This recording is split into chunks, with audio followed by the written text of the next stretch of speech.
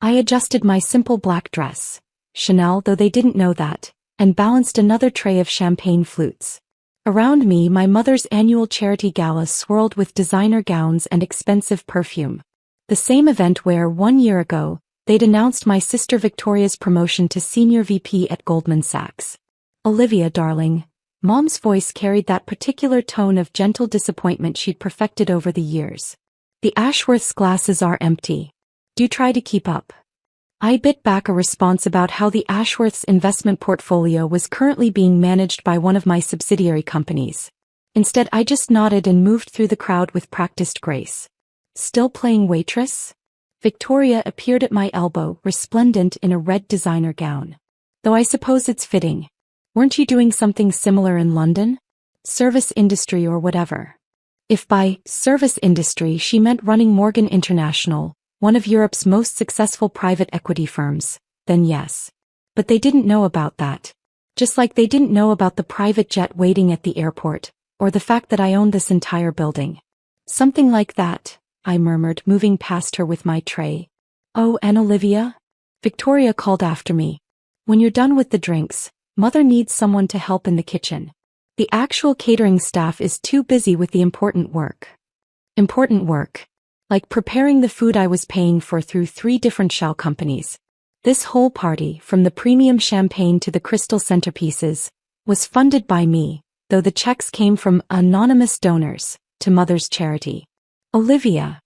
Dad's voice boomed across the room. Stop dawdling and get more ice. The Hendersons need their drinks refreshed. The Hendersons. I suppressed a smile, remembering how just last week their family company had desperately pitched to my firm for emergency funding. They didn't know that the mysterious CEO who'd declined their proposal was currently fetching their ice. My phone buzzed quietly in my pocket. A message from Marcus, my COO. Tokyo deal closed. $50 million profit. Board wants to discuss expansion.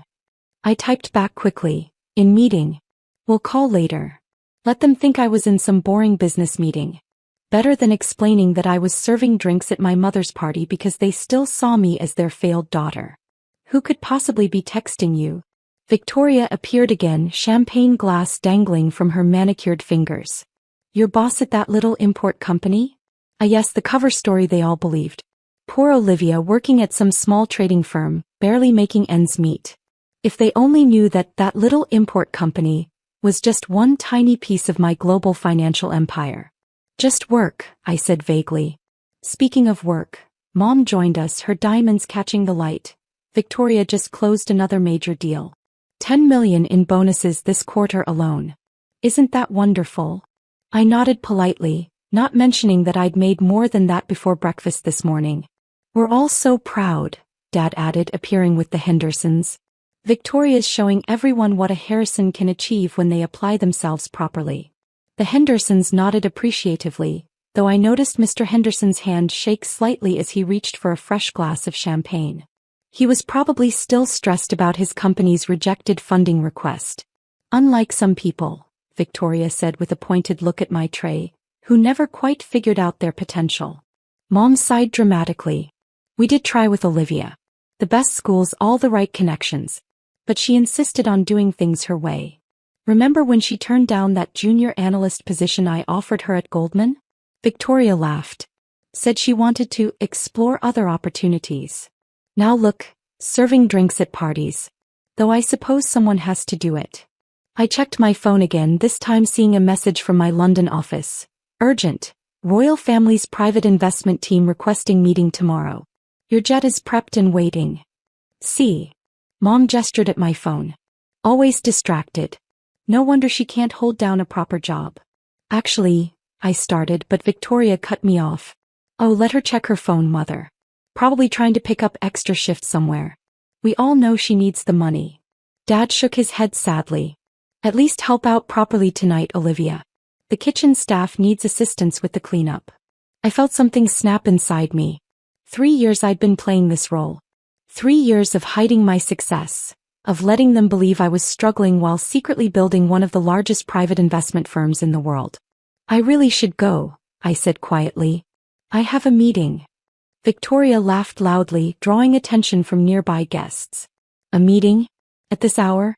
With whom? The night shift at some pub. Olivia. Mom's voice turned sharp. You will stay and help clean up.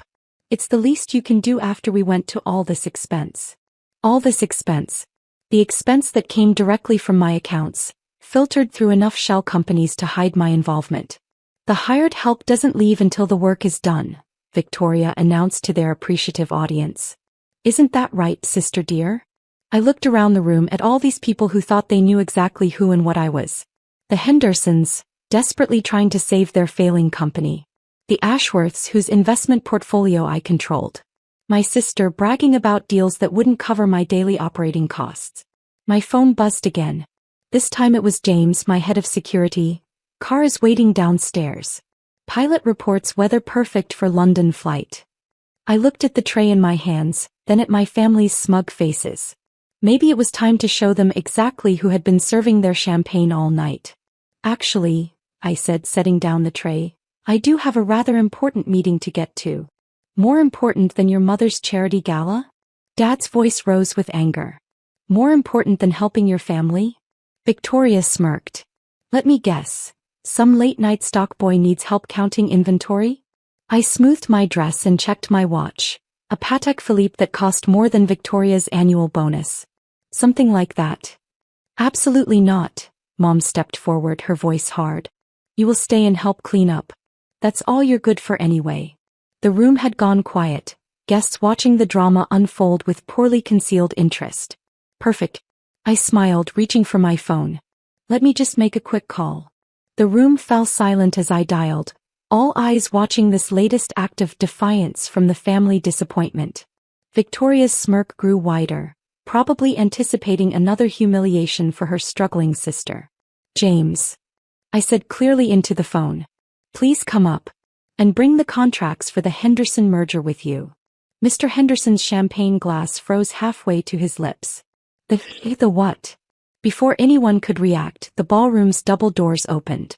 James, my head of security and right-hand man, entered in a perfectly tailored suit. Behind him came my full executive team, all of whom had been waiting downstairs for this moment. Madam, James bowed slightly. The private jet is fueled and ready. The royal family's investment team has moved tomorrow's meeting to breakfast at Buckingham Palace. They're quite eager to discuss the merger. You could have heard a pin drop in the ballroom. Victoria's smirk had vanished, replaced by confusion that rapidly turned to shock. Thank you, James. I turned to Mr. Henderson. I apologize for the deception, but I preferred to evaluate your company's potential myself before revealing my identity. Unfortunately, as CEO of Morgan International, I don't believe your current business model is sustainable. Morgan International? Mom whispered. But that's the largest private equity firm in Europe? I supplied. Yes, it is. Though we're actually global now. That little import company you've been mocking? Just one of our many subsidiaries. Dad's face had gone pale. That's impossible. You couldn't. Couldn't what? I raised an eyebrow. Couldn't build a multi-billion-dollar company? Couldn't become the youngest female CEO on the Financial Times 500? Or couldn't do it all while you thought I was serving drinks and counting inventory? Victoria stumbled slightly, grabbing a nearby chair for support. But I'm the successful one. I'm Senior VP at Goldman. Yes, about that. I nodded to another member of my team who stepped forward with a folder. Goldman's board approved our purchase of your division this morning. Effective next week, you'll be reporting to my Asia-Pacific director. Assuming we decide to keep you on. The whispers had started now, rippling through the crowd of elite guests as they realized exactly who had been serving their champagne all evening. This charity gala?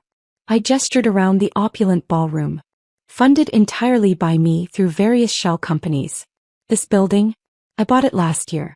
That champagne you've been drinking? From my personal vineyard in France. Mom sank into a chair, her perfect composure cracking. Why didn't you tell us? Would you have believed me? I laughed softly. You couldn't even believe I was capable of handling a junior analyst position. So I decided to let you keep believing what you wanted. Right until you needed me. Needed you? Dad's voice cracked. The Henderson merger is just the beginning. Did you really think your company's sudden turnaround last year was due to good luck? Those mysterious investors who saved you from bankruptcy? All me. Victoria's face had turned an interesting shade of green. The London office.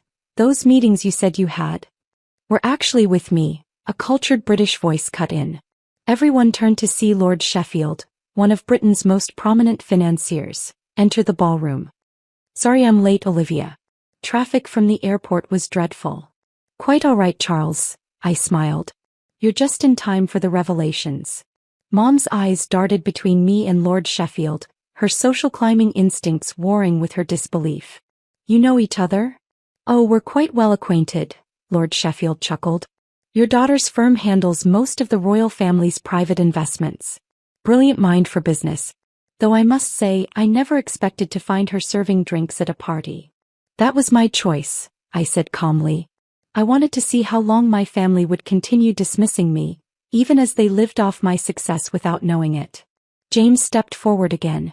Madam, we should leave soon if we want to make the London meeting. Of course. I turned to my stunned family. I'd love to stay and help clean up, but I have a breakfast meeting at Buckingham Palace tomorrow. I'm sure you understand. Olivia, wait. Mom stood up shakily. We can talk about this. As a family. Family. I paused. Family doesn't treat their daughter like a servant. Family doesn't spend years mocking someone's career choices while secretly benefiting from their success. I smiled coldly. But don't worry, I'll have my office send over the bills for all the parties and anonymous donations I've funded over the years. Since family is so important to you. Victoria stepped forward, her earlier smugness replaced by desperate calculation. Sister, surely we can. Can what? Continue pretending you're the successful one? Keep acting like your banking job is the height of achievement. I shook my head. Enjoy your new position in our Asia-Pacific division. I hear entry-level analysts there work quite hard. As I turned to leave, Dad found his voice. You can't just walk away from your family. Watch me. I nodded to James, who opened the doors. Oh, and Victoria. Those clients you've been bragging about. They're all subsidiaries of my company. Might want to update your resume. The crowd parted as I walked through the ballroom, whispers and shocked murmurs following in my wake. Lord Sheffield fell into step beside me, barely containing his amusement. Quite a show, he murmured. Worth flying in for. Thank you for playing along, I replied quietly. The royal meeting detail was a nice touch. Oh, that part's real, he grinned. Her Majesty's quite impressed with your latest investment strategy. Though I doubt she'd expect her financial advisor to be serving drinks at parties. I laughed, stepping into the private elevator that would take us to my waiting car. As the doors began to close, I caught one last glimpse of my family. Mom collapsed in her chair, Dad staring blankly into space, and Victoria frantically typing on her phone, probably trying to save her job. James, I said as we descended, make sure the cleaning crew gets a generous bonus. After all, I smiled, thinking of Victoria's earlier sneer, someone has to serve the drinks. Later that night, as my private jet crossed the Atlantic, I scrolled through the messages flooding my phone. News of my identity had spread quickly through the elite social circles my family so desperately wanted to impress. Mom, please, we need to talk.